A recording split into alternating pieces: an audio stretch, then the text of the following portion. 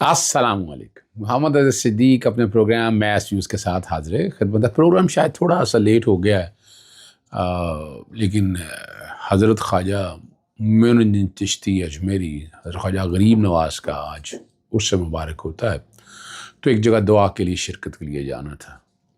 بہت بڑی ہستی ہیں، بہت بڑی ہستی ہیں، اور اپنے عہد کے ولی اللہ. یعنی یہ عہد اگر سارا دیکھا جائے تو بڑا لمبا ہے. آپ آگے چلتے ہیں، صحافیوں کا کیا کردار ہے، اور اس میں نصرت جاوید باجوہ نے جو بات کی ہے بڑی زبردست بات کی ہے. مریم نواز کے خطاب سے ان کے اپنے چہرے بے نقاب ہو چکے ہیں. 26 نومبر کو کیٹر کرنے کے لیے کیا حکمت عملی بن رہی ہے.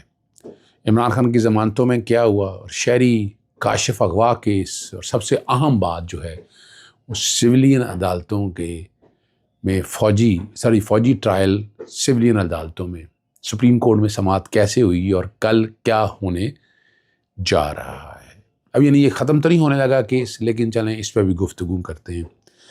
پاکستان کا جو غلام میڈیا ہے، جو اس وقت بالکل ٹوٹل کنٹرولڈ میڈیا ہے، یہ سوشل میڈیا کی آزادی کی وجہ سے چیزیں کچھ بہتر ہے، ورنہ تو آپ کو اس غلام میڈیا نے وہی کچھ دکھانا تھا جو ان کا دل چاہتا ہے.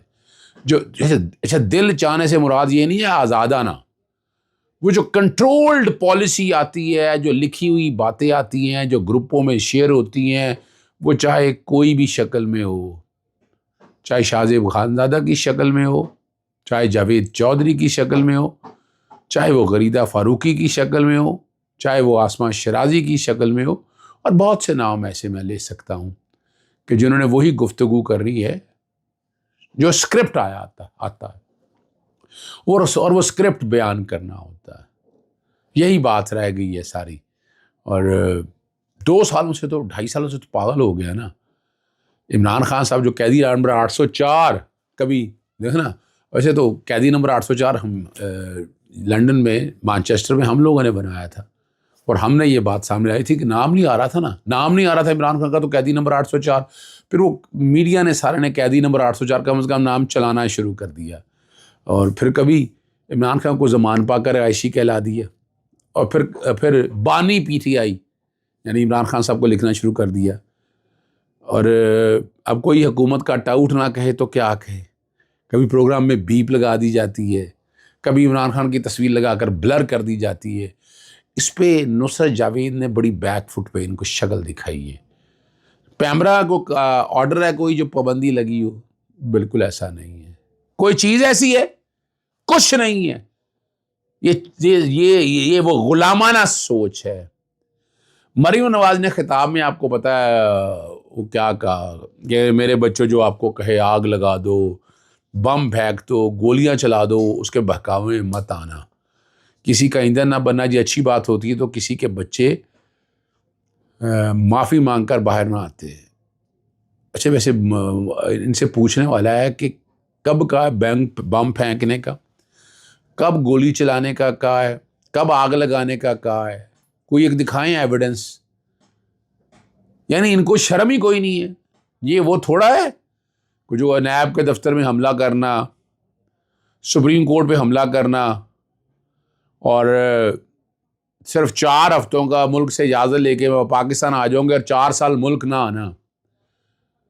تو یہ وہ ساری باتیں طارق متین نے بھی بڑے اچھی خوبصورت طریقے سے کہی ہیں ان باتوں کو. لیکن سوال کا جواب تو دینا پڑے گا نا کہ کہاں ہے وہ ایویڈنس. مریم صفدر کو چیلنج ہے، بتائے نا مریم صفدر کہاں ہے وہ چیلنج ہے، اس کو بتائے ذرا قوم کو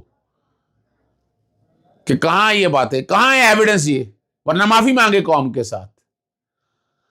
اور 26 نومبر کا جو قتل عام ہوا، نئی حکمت عملی لانچ ہو چکی ہوئی ہے، اور صحافیوں اور دیگر عینی شاہدین کو جعلی عینی شاہدین بتایا جائے گا.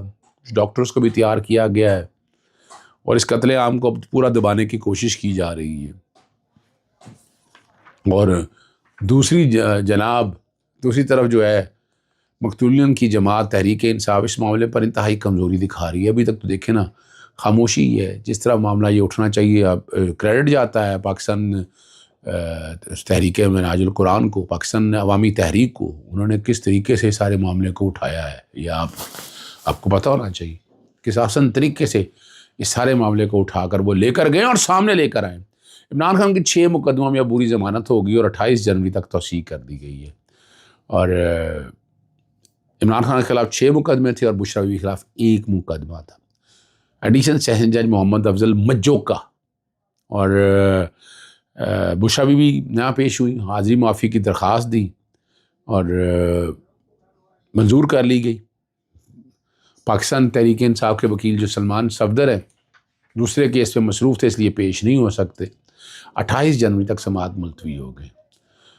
اور انہوں نے کہا کہ جی بشرا بیوی کی ایک مقدمہ درخواست ضمانت پر دلائل پہلے ہی مکمل ہو چکے ہیں۔ عمران خان صاحب کی ویڈیو لنک کے ذریعے حاضری یقینی بنائی جائے، اور پابندی دی ہے جیل حکام کو، مانتا کون ہے؟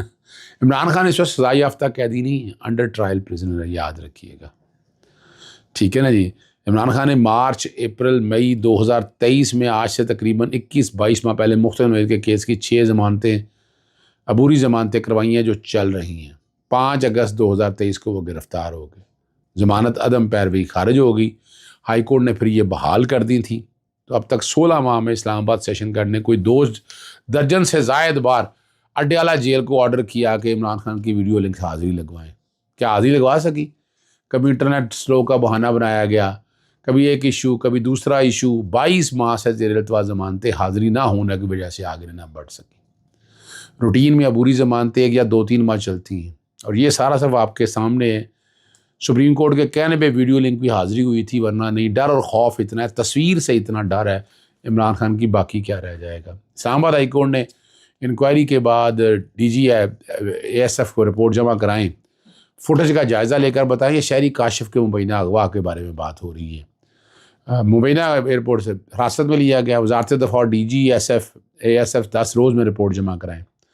رپورٹ جمع کرا دی، کہا کہ شہری عراق سے اوور سٹے کے بعد ایمرجنسی پاسپورٹ پر اسلام آباد لینڈ کیا۔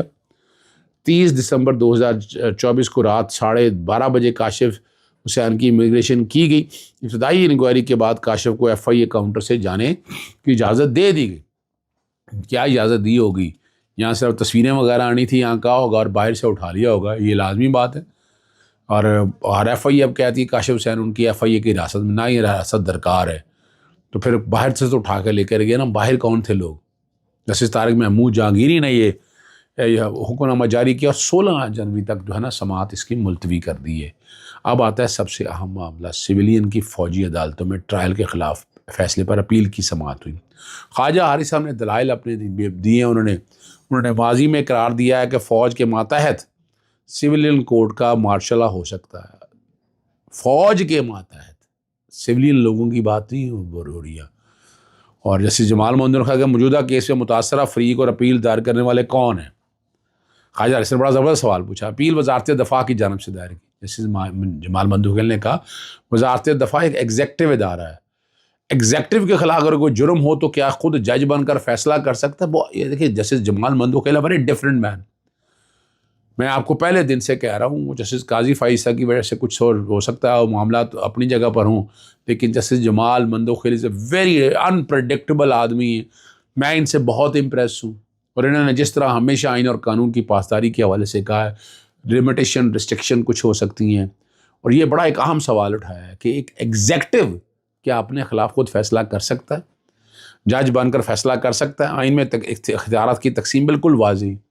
ایگزیکٹو عدلیہ کا کردار ادا نہیں کر سکتا۔ فوجی عدالتوں کے کیس میں یہ بنیادی سوال ہے۔ خواجہ حارث نے کہا کہ کوئی اور فورم دستیاب نہ ہو تو ایگزیکٹو فیصلہ کر سکتا ہے۔ اب یہ بڑی مزیدار بات ہے، جیسے جمال محمد نے کہا قانون میں سزائے دہشت گردی کا عدالتوں کا فورم موجود ہے، قانون کے فورم ہوتے ہوئے ایگزیکٹو خود کیسے جج بن سکتا ہے؟ اور وزارت دفاع کے وکیل نے کہا کہ آپ کی بات درست ہے۔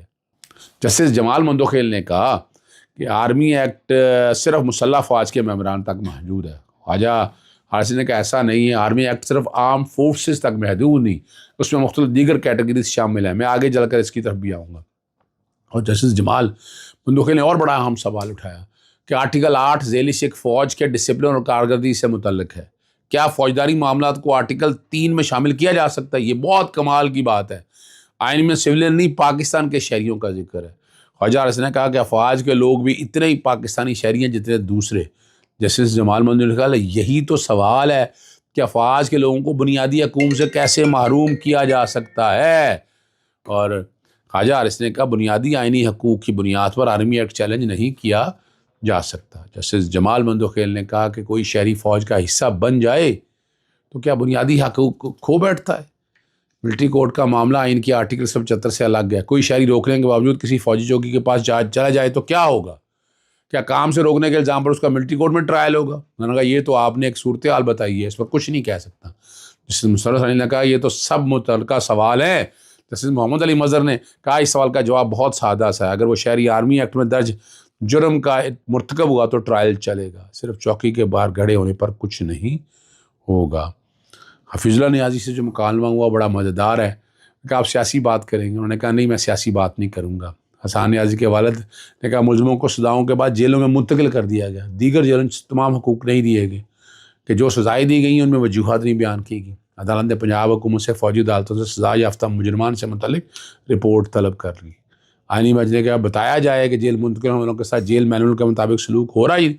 جسٹس مسرت علی نے بڑی وضاحت کے ساتھ یہ کہا کہ یہ ہم نے کہا تھا، آرڈر میں کہا تھا، پنجاب حکومت کا امر نہیں مان رہے ہیں، اور سزا جو 22 ہے نا ان کو لاہور میں ہائی سیکیورٹی زون میں رکھا گیا، اور ان لوگوں کے ساتھ جیل مینول کا مطابق سلوک نہیں ہو رہا۔ جسٹس محمد احمد نے کہا یہ انڈر ٹرائل قیدی نہیں، انہیں تو سزائیں ہو چکی ہیں۔ جسٹس پنجاب حکومت حفیظ شاید کا جواب دے، 2 سال سزائیں تو سنا دی، کیا تفصیلی وجوہات فراہم نہیں کی گئی؟ یہ بڑی زبردست بات کی۔ اور جسٹس محمد علی مظہر نے کہا کہ اپنی باری پر اس سوال کے جواب سے دلائل دیجیے گا۔